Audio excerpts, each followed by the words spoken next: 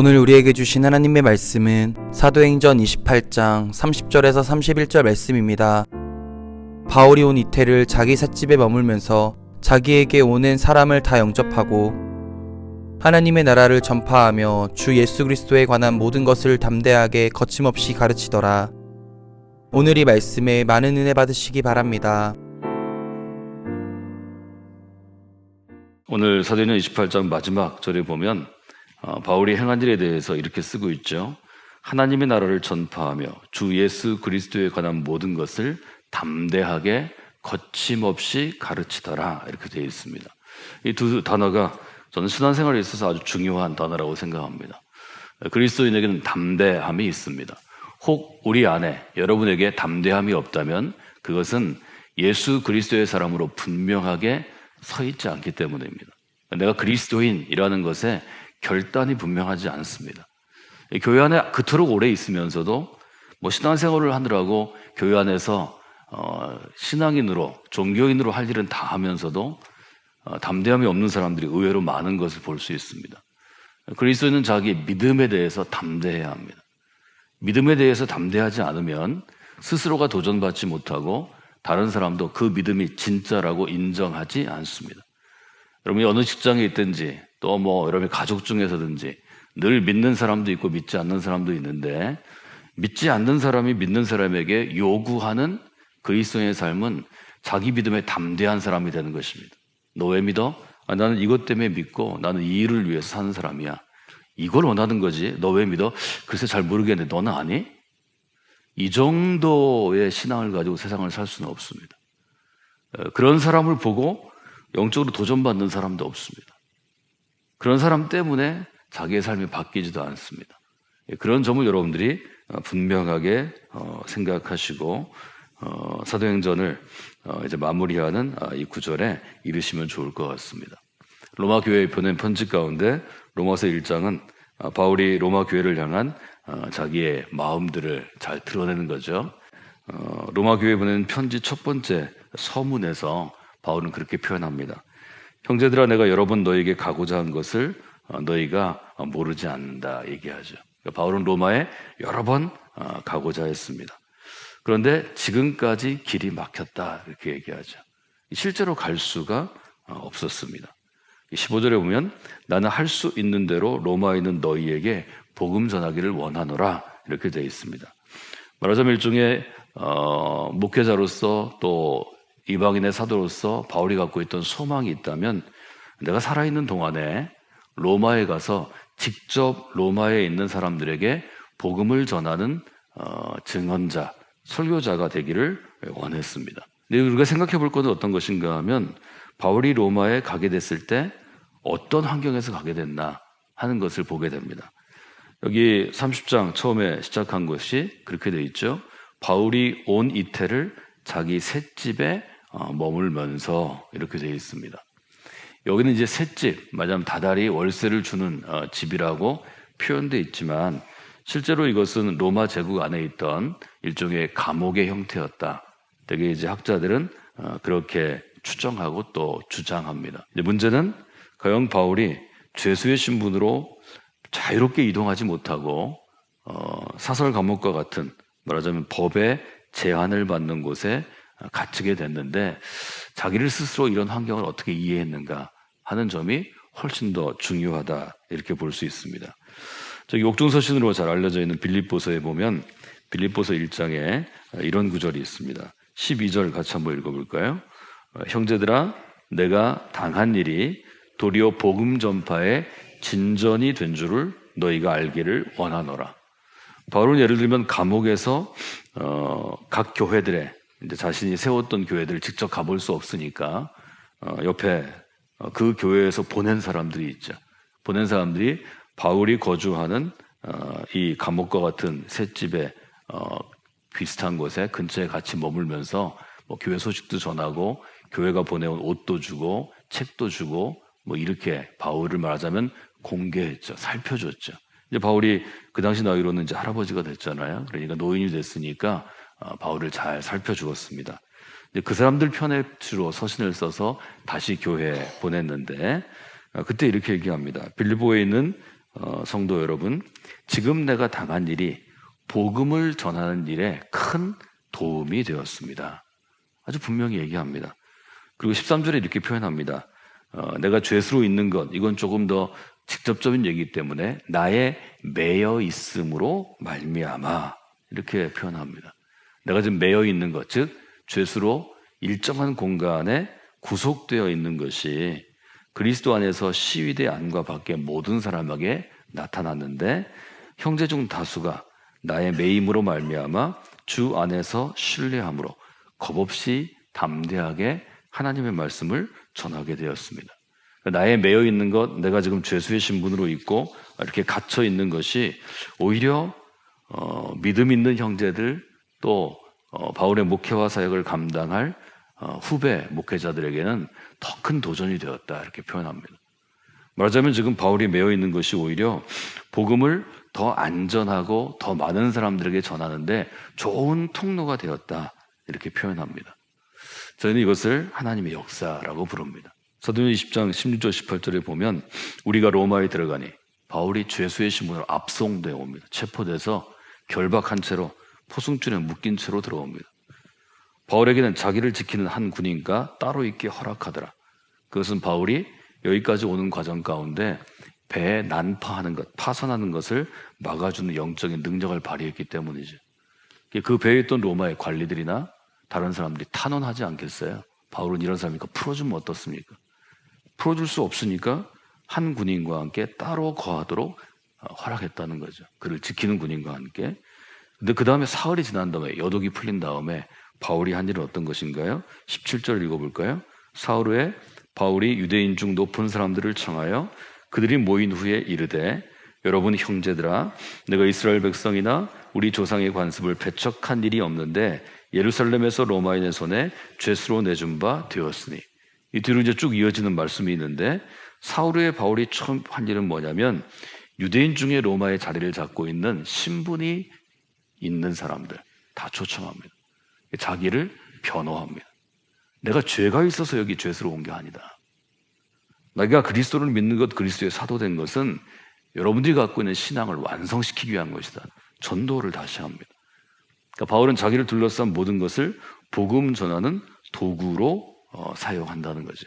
바울의 마지막 이 부분을 통해서 우리는 하나님의 길로 쓰임받는 인생이 어떤 인생으로 살아가는지를 다시 한번 돌아보게 되는 거죠. 어떤 일이 바울이 거쳐 있었는지를 28장의 17절 이후로는 아주 잘 정해줍니다. 23절에 이런 말씀이 있어요. 23절 한번 읽어볼까요? 그들이 날짜를 정하고 그가 유숙하는 집에 많이 오니 바울이 아침부터 저녁까지 강론하여 하나님 나라를 증언하고 모세의 율법과 선지자의 말을 가지고 예수에 대하여 권하더라. 바울이 어떤 일을 했는지 23절, 24절, 25절, 26절 쭉 28절까지 계속해서 기록해 있습니다. 저는 이 단어에 주목했습니다. 아침부터 저녁까지. 낮에는 바울이 사람들을 만나고 사람들에게 자유롭게 가르칠 수 있는 그런 일들이 있었던 것을 저희가 볼 수 있죠.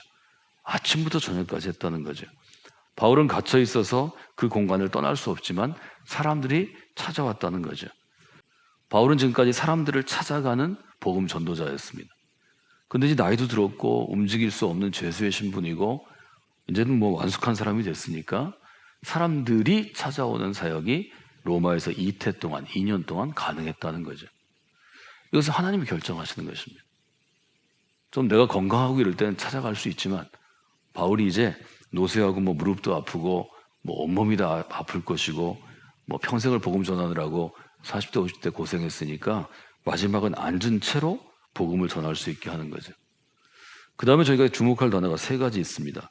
바울이 찾아온 사람들에게 행한 일은 어떤 것인가요? 첫 번째, 강론했습니다. 여기 23절에 보면 아침부터 저녁까지 강론하여. 두 번째는 뭘 했죠? 증언했습니다. 하나님의 나라를 증언하고. 세 번째는 뭐 했죠? 모세의 율법과 선지자의 말을 가지고 예수에 대하여 권하더라. 바울이 했던 사역을 우리가 세 가지로 볼 수 있습니다. 첫째, 강론은 어떤 것인가 하면 하나님의 말씀을 설명하고 풀이해 주는 것입니다. 이것을 우리가 강론하다 이렇게 얘기할 수 있죠. 강론과 증언은 다른 거죠. 강론은 이미 쓰여져 있는 하나님의 말씀을 그 시대의 언어로 그 시대의 문화 환경에 따라서 풀이해주는 인터프리테이션이라면, 증언은 바울이 보고 듣고 체험한 바를 전해주는 것입니다. 그래서 강론과 증언은 서로 결이 다릅니다.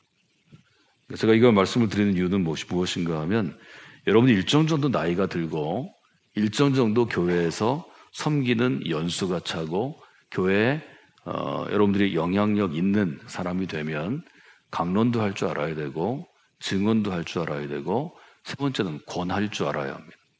권하다라는 말은 어떤 것인가요? 권하는 것은, 이것은 생활의 터치입니다.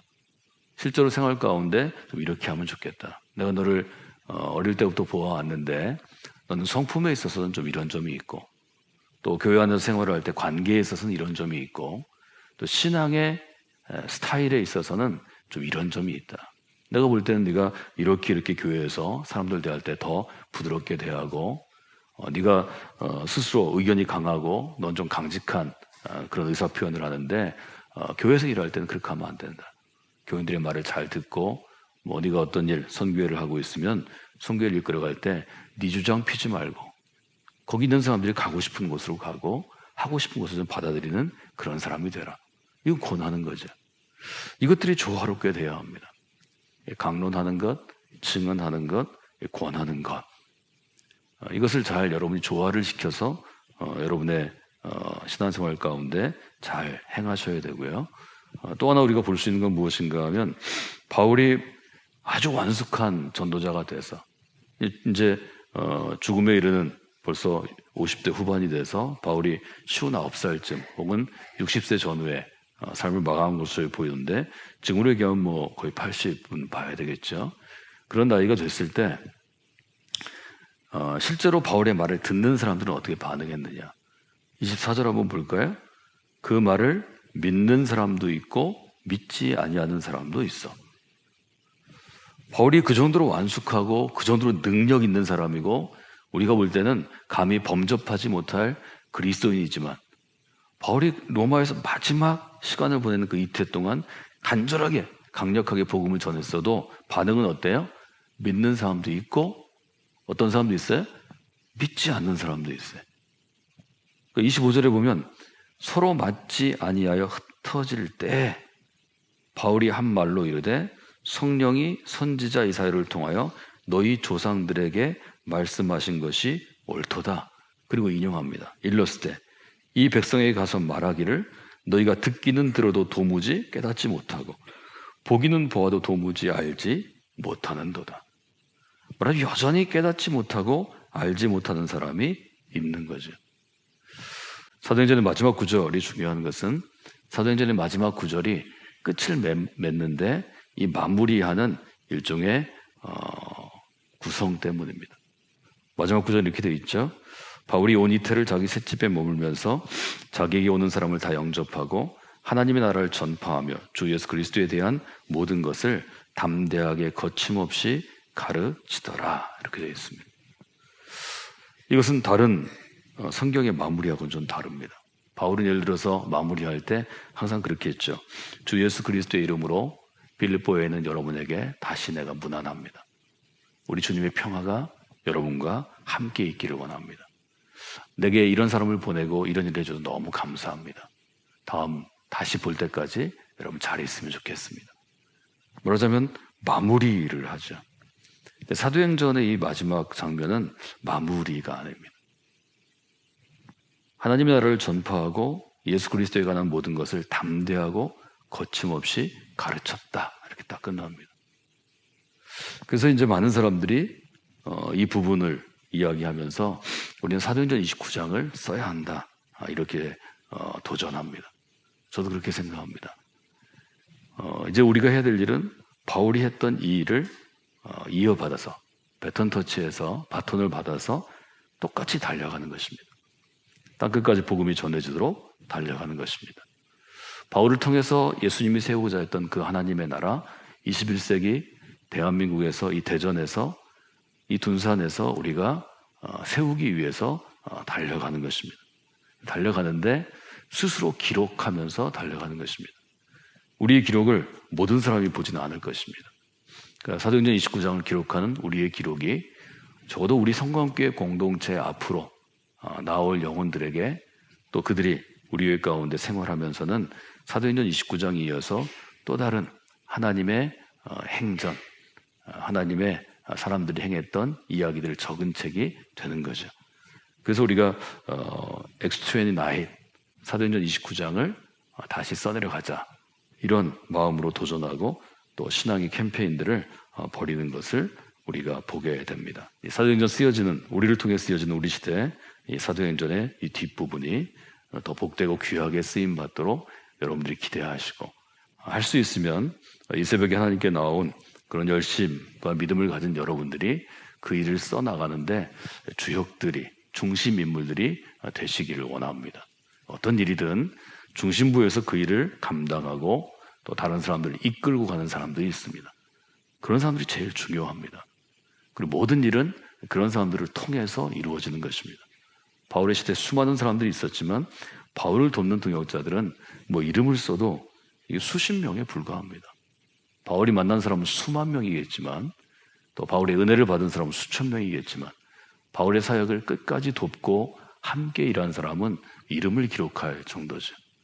여러분들도 우리 교회 가운데 사도행전을 이어서 계속 써나갈 때 적어도 좀 이름이 기록되는 분들이 되시면 좋겠습니다. 이름이 기록을 위해서 우리가 사는 것은 아니지만 우리 공동체 안에서는 여러분의 이름이 매해 이름이 기록되는 귀한 은혜와 역사가 여러분 가운데 있기를 주님의 이름으로 축원해 드립니다.